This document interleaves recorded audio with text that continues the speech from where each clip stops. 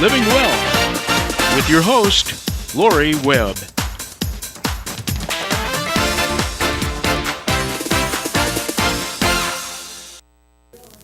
Hi, everybody. Welcome to today's Seniors Living Well. This is the last show of our 7th series. The series has been on fit and safe, and we focused on staying fit mentally, emotionally, physically, and safe physically and mentally and emotionally also. We've had a great variety of guests on the show, a lot of resources. Of course, in our county, we're full of resources for folks.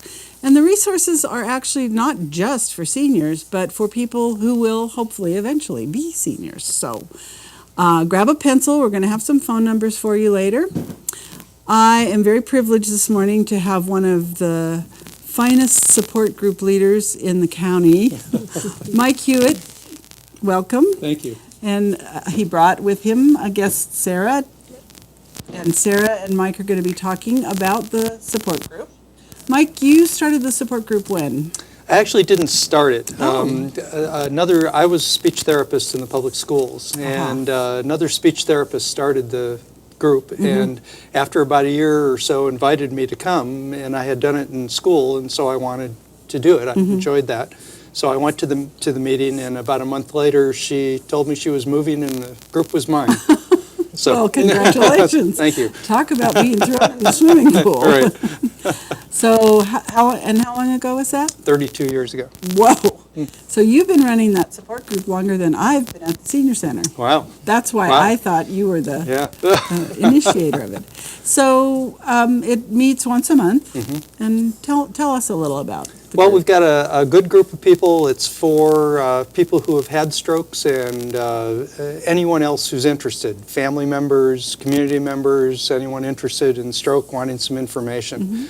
We're there to just allow people to talk about what's happened to them and share that with other people who understand what's going on.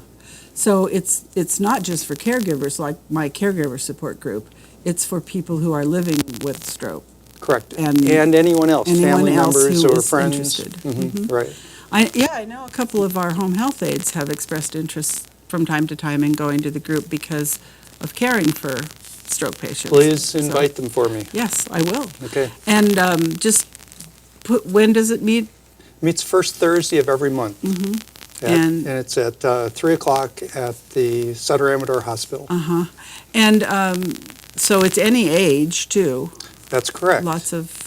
I think something that a lot of people don't know is stroke isn't just something that happens to seniors. It can happen at any age. I've heard about children in utero having strokes. And I, in school, have worked with children who have had strokes. So it's rare, but it happens. And Sarah is one of our younger group members, and she had a stroke. And yeah, Sarah, you were starting to tell us a little about that before we came on air. What happened for you? I was home alone, and I had a stroke. I didn't know that I was having a stroke because I didn't know anything about strokes. But I knew that something was really, really wrong and that I needed to call 911. So I got my phone. Well, I fell a few times, and then I was able to get my phone. But then when I got my phone, I wasn't able to dial 911. Whoa. So I laid in the bed for 12 hours before I was able to, finally I was able to call my sister 12 hours later. Wow. And so your symptoms were like profound weakness and... I think I was... I was blind in one eye, and I had lost sensation in the left side of my body, and so that's why I kept falling. And my hearing, and when I called my sister, she said later that I sounded drunk. So she was like, Sarah, just call 911, and I'm like, I don't know how. So she knew that I needed help. And you could call her because she's like, was on speed dial? She was the first contact on my phone. So when I got to the contacts, I saw her name and was able to do it. How long ago did this happen? It was 18 months ago. Just a year and a half? Well, and you seem to have made a pretty full recovery. Somewhat. More or less. You know, this is something I think most people are used to seeing people with strokes and recognizing paralysis on one side, speech problems, things like that. There's a lot of invisible signs of stroke too. Lots of things can happen. Visual issues, motor control, voluntary control issues, hearing issues, confusion issues. A lot of different things can happen. And so there are a lot of people walking around who have had strokes that you wouldn't really know by looking at them, but they're still dealing with things. With sequelae, the disabilities Right. that resulted. So it's kind of like being deaf. That's a big disability, but Absolutely. nobody knows that you're, like I wouldn't have guessed just coming across you on the street, Right. because your speech is good and, So that must be one of the things that the support group has to help people deal with, that sort of lack of community understanding of. Yeah, absolutely. And a lot of people have different feelings about what happens to them in stroke. There's, a lot of depression that happens with this, a lot of anger when people first have strokes. Anger, can you talk about that a Well, little? yeah, they've suddenly lost so much of what they were before. And some people come back better than other people, depending on a lot of things. Getting to the hospital quickly is one of the things that's really important. But being able to talk about those things, the anger and the depression and all of the other issues that they have to deal with, is something that we spend a lot of time with. And that includes caregivers, because as you know from doing the caregiver group, the caregivers are very much affected by this too. That's true. They go through like when you get your loved ones diagnosed with Alzheimer's, your first reaction is, oh, that can't be, it's got to be something else, and then you get mad. Right. So people in the group have had varying experiences with the severity of the stroke, but they have some common issues that they're dealing with. What was the biggest help that the support group has been for you, Sarah? Is there any one thing that really stands out? Well, there's so many supportive people there, and they've gone through exactly what I'm going through now. And I'm sorry, what was the question again? Okay, there we go. Yeah. I just wondered what the biggest, and actually you pretty much answered it. Okay. Like if there was something that stood out about the support group. And I think that the people that I have spoken with, other people that have gone to the group, have said that same thing. It's just the people there really understand what I'm going through. Right, and that I'm not talk about alone. it. Right. And that when I have questions about a symptom I may be having, I can talk to people, and ask, hey, is this normal? And so there's a lot of answers that I get in the group. A lot of validation that goes on. Yeah. And one thing I just want to say about that is a lot of times people hear from medical people and others that after 6 months or a year, you're pretty much whatever you've gotten back by that time, you're done. It's not going to get any better.